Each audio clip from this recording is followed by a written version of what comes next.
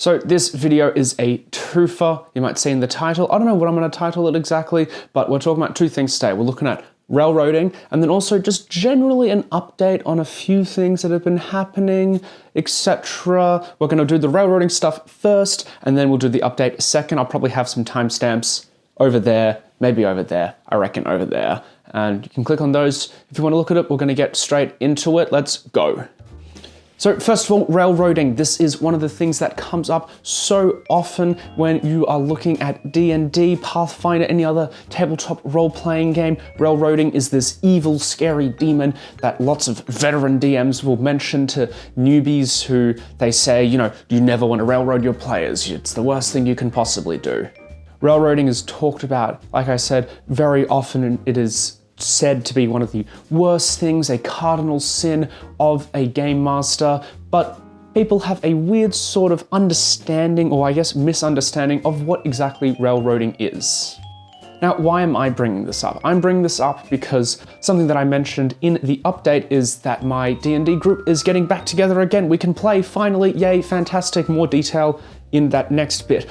But in that, I wanted to sort of do a mini session 0 just to reacquaint my players with the game, the world, all that sort of stuff, and touch base with people on what they were hoping to get from the game, their sort of personal play style, all that sort of stuff. This is something that I highly recommend doing. It was like a really quick session 0, which I've done a video on. You can click up there, you can check that out.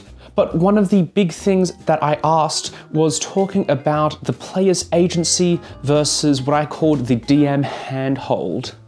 The DM handhold is what a lot of people would refer to as railroading, and that label is sort of misapplied. The crux of what I asked my players was, do you want to have, complete control over exactly what it is you do? Your personal goals are what's going to be driving the story, the encounters, the things you do in the sessions?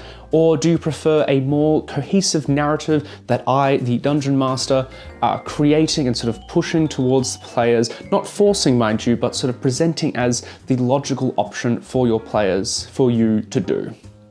What came to light was, quite thankfully, all my players said that they were happy to have their own little goals, but they mainly enjoyed the DM-driven story.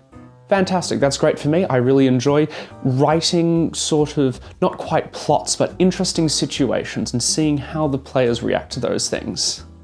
Now, let's talk about why people think this is railroading. People will think that this is railroading because there is an obvious plot, an obvious thing to do for the players to go and do, and to deviate from that is seen as bad. In other words, what they are saying is that the game is on rails, sort of like Time Crisis, one of those really old school, it's not really that old school actually, I played it when I was a kid, but those sort of arcade games where, you are quite literally on a set rail, you move from one location to the other, you do not deviate, you do not change from that at all, you stay on the rails. Therefore, to go off the rails is seen as a bad thing, you don't want to do that, apparently, and it's a sign of a probably not great dungeon master if your game does feel like it's on rails and is not able to deviate from anything. Now, as you might have heard me say, I do not prepare plots or sort of, linear, this will happen, then this, and this, but I instead react to what the players do. This is what you should be doing. Your story is not just your story, it is everyone's story. D&D and other role-playing games are collaborative storytelling sort of mediums, I guess you could call them. Your narrative is just as much influenced by you, by the encounters you write, by the scenarios that you set up, as well as the personal stories and things that your players are going to bring to the table. So what is railroading exactly? Railroading is, at its core, a removal of player agency. Agency being, the ability to act and to do things. Railroading will often occur through what we call DM fiat, which is basically just the DM saying, because I said so, or something along those lines. And it usually comes up in situations where the players are trying to do something that the DM is not prepared for. Now, there is a sort of fork in the road when a DM comes to a situation that they are not prepared for. A bad DM, I will say, is someone who is going to refuse the player's actions and say, no, you can't do that, you're going to go and do that instead. This is railroading. This is you are trying to get off of the track and we are going to go back onto it and continue this chugga-lugga ride of my beautiful, amazing story. Cool. A good DM is not going to deny the players the chance to do that. On the good side of DMing, there is a wide spectrum of actions that you can choose from in order to either nudge the players back to where you want them to go or to completely embrace this new direction that the players want to go in. Railroading can often occur if a DM is writing an adventure in a sort of linear fashion, assuming that, encounter 1 is going to follow encounter 2, 3, 4, etc., etc. And this can result in situations such as a player not being able to kill a certain NPC because they are too important. You often see this in video games, something like Skyrim, where you have essential NPCs that you can attack but can't kill. Why? Because they are important quest givers or important at some point later on, and the game is saying you cannot do that. You cannot kill this person because it is important and you need this later. So what can you do to try and mitigate or stop railroading or something like that? One of the things that you can do to not railroad or to try and avoid it is to make sure that you're not preparing plots, but instead preparing situations, or in the case of something like an urban adventure, you're preparing a city, you're preparing factions, NPCs, different things that are going to happen. This is why I've stopped preparing sort of session-specific notes, and my DM prep sort of becomes more focused on locations, on encounters, on NPCs and stuff like that. There is an overarching plot that we're working towards, but that is just as much being developed by the players as they're reacting to the things that I present as it is me sitting down and writing and thinking about what are these different factions going to do. So this brings us back to that idea of a DM-driven game. This is where you are going to be presenting obvious plot hooks, obvious quests and things that the players can and probably should do, but they don't have to do them. Again, if they are not biting on your hooks, that could be one of many reasons. That could be because they're not interested, in which case you might have to change things up. However, if there's a situation where your players are just absolutely not biting onto anything, you might have to sit them down and talk about what it is they're expecting from the game, because that can turn into a sort of messy situation, a game where no one's really having fun. A lot of people will come to D&D, to other role-playing games through video games, and they can sometimes take a video gamer's approach to playing this not video game. That's not necessarily a bad thing. However, many people are used to those sort of quest markers over everything, clear objectives, knowing exactly where they need to go. You should not be afraid of having those, of doing those, of including those sort of objectives, making it obvious and clear that this is the thing to do, but you certainly do not want to force the players into doing a specific thing, a specific objective. It's a very fine line, however, and it's something that you sort of develop as you play, as you run the game, as you sort of fine-tune adventures, write your own, etc. You might find situations where you're presenting an end-of-the-world sort of scenario, and if the players do not act, something bad is going to happen. If the players decide to ignore this and they want to set up a tavern or their own bakery somewhere, you could use that opportunity to have this plot to end the world advance until, well, it potentially turns into, the world's ended. That can be sort of annoying, and so if your players, again, are not biting onto those, you might need to sit them down, have a little chat, figure out what's going on, but this comes back to stuff that we talk about in a session 0, understanding this sort of social contract and expectation between the DM, between your players, etc., that sort of stuff. Railroading is a really tricky one to sort of work around. It often comes down to an illusion of choice, which can be okay, can be kind of cool if you present two paths, but you secretly have both paths going into the same direction, which can be fine, but then it sort of leads to a question of why would you present the choice in the first place? It's an interesting one. It's one that I'm probably going to think about, probably make a longer video about at some point in the future, but this is just stuff that I've been thinking about in the last sort of week or so as I've been re-prepping and sort of replanning out my game and the future of it. So that's my railroading spiel. There should be a sort of coherent message throughout. If not, I might make a different video on it. Who knows? We'll see if I like it in in the editing session.